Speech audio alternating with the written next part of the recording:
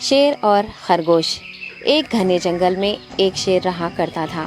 وہ تمام جنگل کا بادشاہ تھا، لیکن وہ بادشاہ جیسے پیش نہیں آتا تھا۔ ہر دن بے رحمی سے جنگل کے جانوروں کو کھا جایا کرتا تھا۔ شیر کے خوف سے جنگل کے جانور چھپ جایا کرتے تھے اور خود اپنی بھوک و پیاس کو مار کر سخت مشکلات سے دوچار ہونے لگے تھے۔ اس طرح کچھ دن بعد جنگل کے تمام جانور ایک مقام پر جمع ہوئے اور شیر کے شر سے محفوظ رہنے کے لیے سب مل کر رائے مشورہ کرنے لگے۔ سب نے اپنی اپنی بات رکھی اور آخر میں ایک گیدڑ نے کہا، میرا خیال ہے کہ ہم روز شیر کے ہاتھوں مرنے کے بجائے ہم خود ایک بار شیر کے پاس چلے جائیں۔ اس طرح روزانہ شیر کسی ایک کو کھا لے گا اور ہم سب اپنی اپنی باری سے چلے جائیں گے اور بلا خوف و ڈر سکون سے زندگی گزاریں گے۔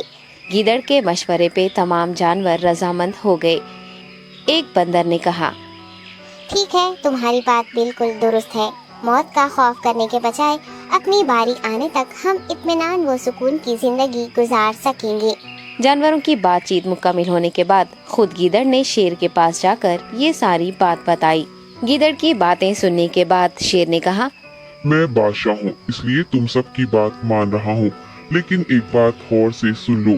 اگر کسی دن مجھے جانور ملنے میں تاخیر ہو جائے تو میں خاموش نہیں بیٹھوں گا اور دوبارہ تم سب پر حملہ کرنا شروع کروں گا۔ شیر نے بڑے غصے سے یہ سب کہا۔ شیر کی باتیں سن کر گیدڑ نے سر ہلاتے ہوئے حامی بھر دی اور وہاں سے چلا گیا۔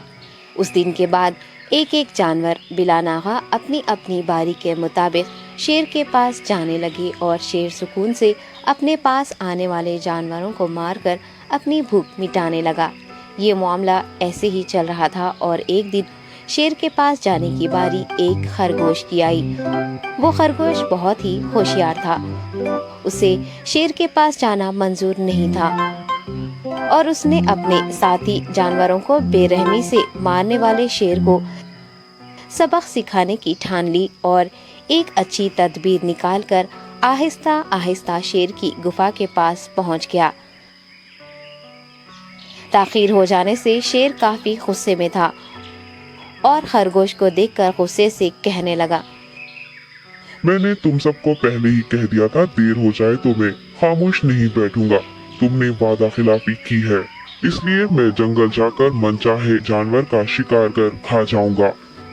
تب خرگوش نے شیر سے کہا، معاف کر دیجیے بادشاہ سلامت، غلطی ہو گئی اور اس کا ایک واجب سبب ہے۔ اطمینان رکھیے، میں بیان کرتا ہوں، آپ سنیے اور اس کے بعد آپ آرام سے مجھے مار کر کھا لیں۔ شیر نے پھر غصے سے کہا، وہ کیا بات ہے، جلدی بتاؤ۔ خرگوش نے کہا، بادشاہ سلامت، میں آپ کے پاس آ رہا تھا اور راستے میں مجھے ایک شیر مل گیا اور مجھے مارنے کے لیے آگے بڑھنے لگا۔ میں نے آپ کی بہادری کی بات اس شیر کے سامنے رکھی، لیکن وہ شیر آپ کے بارے میں بہت برا بھلا کہنے لگا۔ یہ سن کر میں نے غصے سے کہا، تم ہمارے جنگل کے نہیں ہو، ہمارے بادشاہ کے بارے میں ایسی باتیں مت کہو۔ یہ سن کر وہ شیر مجھ پر حملہ کرنے کے لیے تیار ہو گیا۔ یہ دیکھ کر میں نے کہا، تم مجھے مارو گے تو ہمارے بادشاہ تمہیں ہرگز نہیں بخشیں گے۔ تب اس شیر نے کہا، تمہارا بادشاہ میرا کیا کر لے گا؟